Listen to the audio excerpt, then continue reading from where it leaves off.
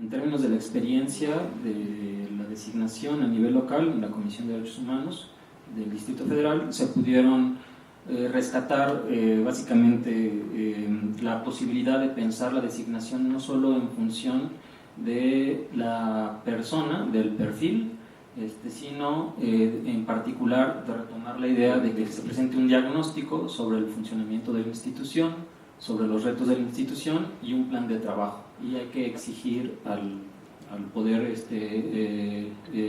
legislativo, que es quien realiza la designación, que asuma esta evaluación, que asuma que este compromiso hacia la sociedad sea presentado por parte de quienes se consideren personas candidatas. Creo que eso es fundamental, entre otras cosas, porque también pues hay quienes en algún momento quieren, digamos, válidamente, porque cualquier persona me parece puede pretender esto, dirigir una institución, pero hay un problema que se tiene cuando pues en realidad no saben exactamente a qué van, ¿no?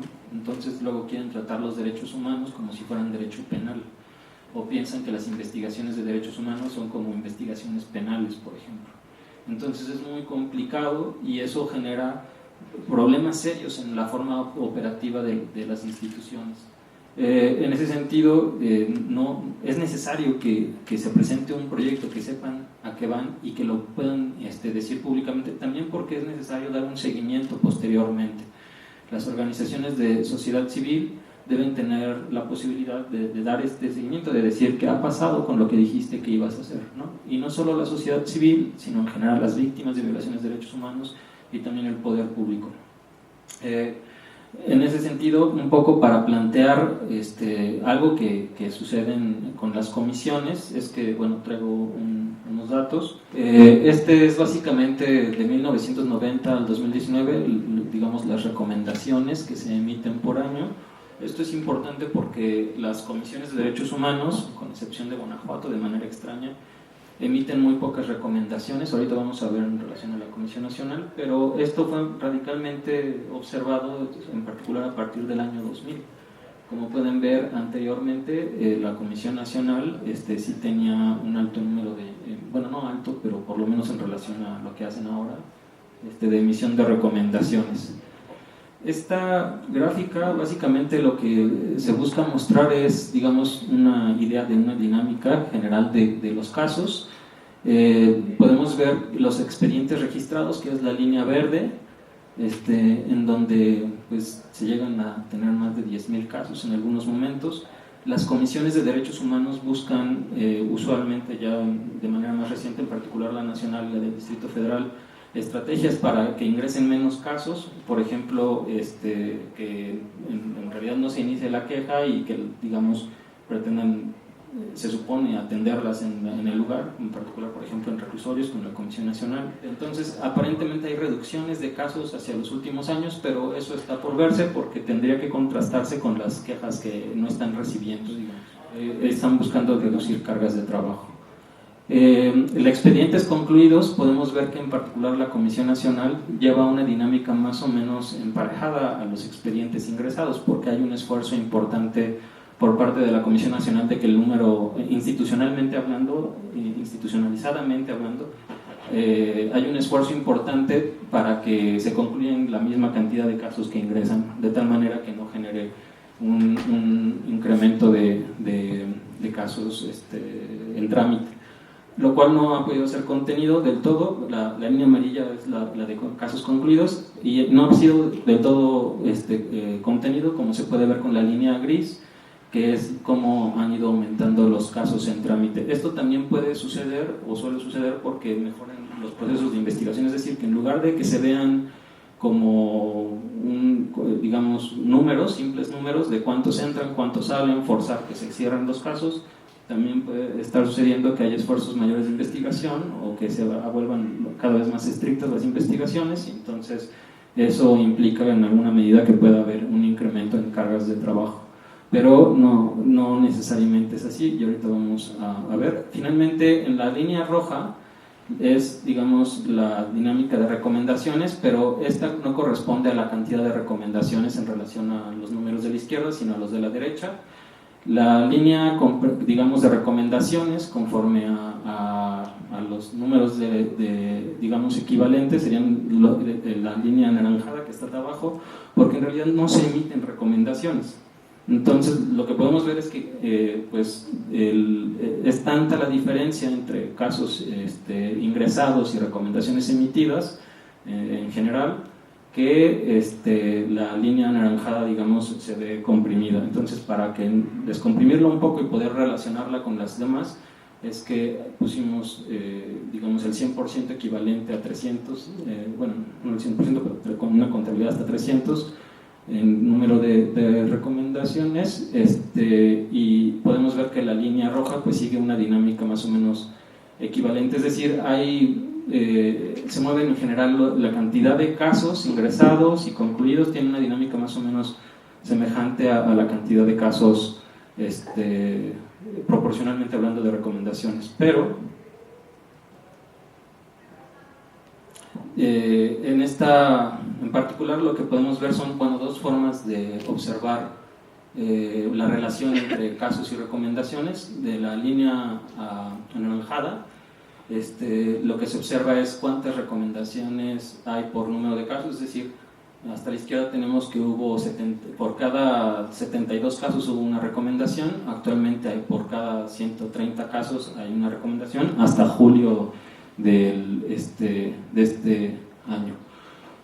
Pero ha habido momentos en los que está a 169, entonces la línea de tendencia se observa que es en el sentido de que cada vez hay menos recomendaciones, puesto que equivale a cada vez más casos, y otra forma de verlo es la línea azul, que es más bien el porcentaje, que sería como el inverso, donde vemos, en este caso, viendo del lado derecho los números, cómo ha ido disminuyendo el número de porcentaje respecto del total de casos. Entonces, lo que vemos es que en general la dinámica de la Comisión Nacional a lo largo de toda su historia es que ha ido disminuyendo el número de recomendaciones respecto de casos. Y esto nos permite observar una dinámica que es importante, porque normalmente se dice que las recomendaciones no se emiten, o que se emiten pocas recomendaciones porque son pocos casos, ¿no? Entonces, en realidad lo que vemos es que no es así, que hay dinámicas institucionalizadas y que tienen tendencias, tienen, digamos, patrones de comportamiento. Eso es importante porque si nosotros vemos a la comisión, digamos, en abstracto, pues podemos pensar que ha funcionado muy bien o que está funcionando muy bien.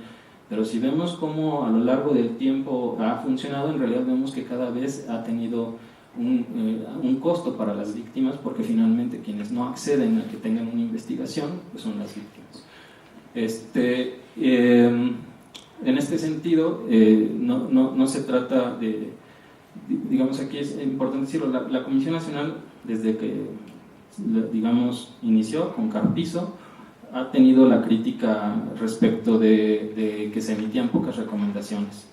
Carpizo de inmediato empezó a decir que, bueno, había muchos casos que se concluían con conciliaciones, y por eso, de manera constante, Ackerman, en un libro sobre organismos autónomos, justo hace una crítica, por ejemplo, de nueva cuenta, y viene una respuesta de la Comisión Nacional diciendo pues que en realidad no conoce cómo son las dinámicas de trabajo y demás.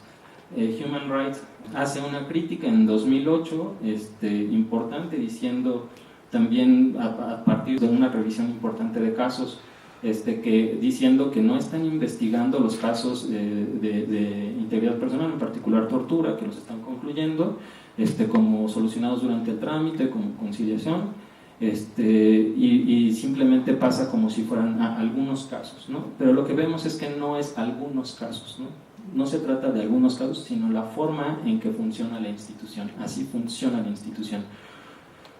Por ello, bueno, nosotros desde Efecto Útil, valga comentarlo de una vez, y solicitamos a la única instancia que puede revisar, o que actualmente revisa a la institución nacional, a la Comisión Nacional, que es la Alianza Global de Instituciones Nacionales de Derechos Humanos, que le quitarán la acreditación nivel A, que es la que indica que es conforme a principios de París y la que le permite interactuar a nivel de las instancias de Naciones Unidas, porque no realiza la investigación de casos, porque subcalifica los casos de tortura Entonces, la Alianza Global, a través de su subcomité de acreditación, lo que le pidió en el año 2016, que fue la evaluación, se hicieron públicos en 2017, fue, bueno, tenemos claro que hay muchas conciliaciones y que por eso puede haber pocos números de recomendaciones respecto al total de quejas. Dice, pero por favor revisa los procedimientos, ¿no? Le recomendaron a la Comisión Nacional que revisara los procedimientos.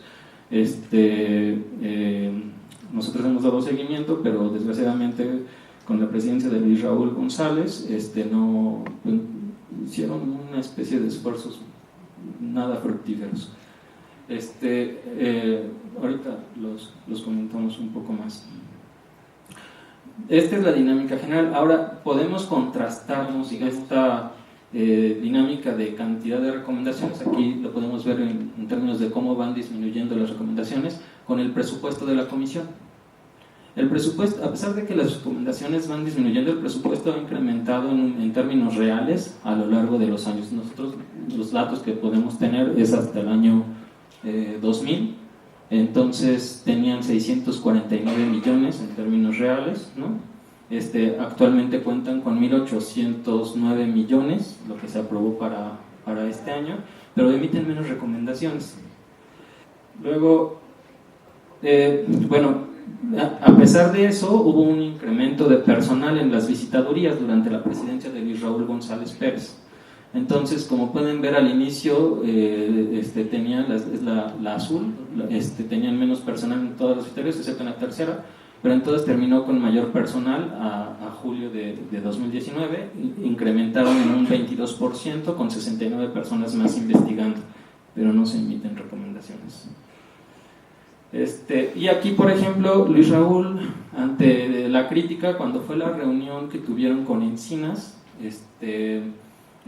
hace unos días, ¿no? Y organizaciones, y que fue muy celebrada en el Colegio de México, una de las cosas que decía era, bueno, se critica que hay pocas recomendaciones, pero hemos incrementado de manera muy importante la cantidad de acciones de inconstitucionalidad, porque normalmente las comisiones, digamos, venden otras cosas que sí hacen en detrimento de lo que no hacen. Y en este caso, Luis Raúl pues hace referencia a las acciones de inconstitucionalidad. Con él se incrementaron se hicieron hasta 245, o sea, en total la Comisión Nacional tiene 245 acciones, de las cuales 205 las ha hecho él, pero lo interesante es que el personal, al menos de 2015 a 2019, pasó de 5 personas a 9 personas en el área que hace las acciones de inconstitucionalidad, lo cual implica que en realidad lo que se vende como el trabajo de la comisión, que es relevante, está siendo hecho por muy poca gente. Y entonces la pregunta ¿es mucho el dinero que tiene para que no esté siendo bien usado? Yo creo que esto es importante en el contexto de lo que discutíamos ahorita, porque justo la autonomía, me parece, para discutirse debidamente se tiene que entender no solo en el sentido político de la persona, sino justo de la institución. ¿La institución hace su trabajo técnico o no? Me parece que eso es muy importante para pensar qué están haciendo en la comisión y qué han hecho durante tantos años y qué comisión queremos. Entonces nosotros pensamos que no puede ser una cuestión de si la persona ha salido en muchos foros, en la televisión muchas veces, si es muy famoso, ¿no? Sino qué va a hacer cuando llegue a la comisión. Y creemos que eso es lo que tiene que estar en el centro del debate. ¿Qué se quiere hacer? Porque además es más fácil pelear frente a un gobierno, decirle, oye, queremos que la comisión haga esto, en lugar de decirle, queremos que pongas a tal. Bueno, sería esto. Gracias.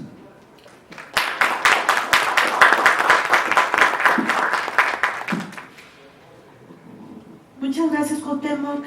Me parece importante un punto que colocas ahora que estamos en el proceso de valoración de la designación, y es el plan de trabajo, que se vuelve un instrumento sumamente relevante, porque nos permite ver cuál es el diagnóstico que está haciendo esa persona sobre esa institución, pero a partir de este diagnóstico que está haciendo de la institución, qué es lo que propone en términos de su fortalecimiento y ¿no? de cómo también empezamos a imaginar un nuevo paradigma en términos de esta Comisión Nacional.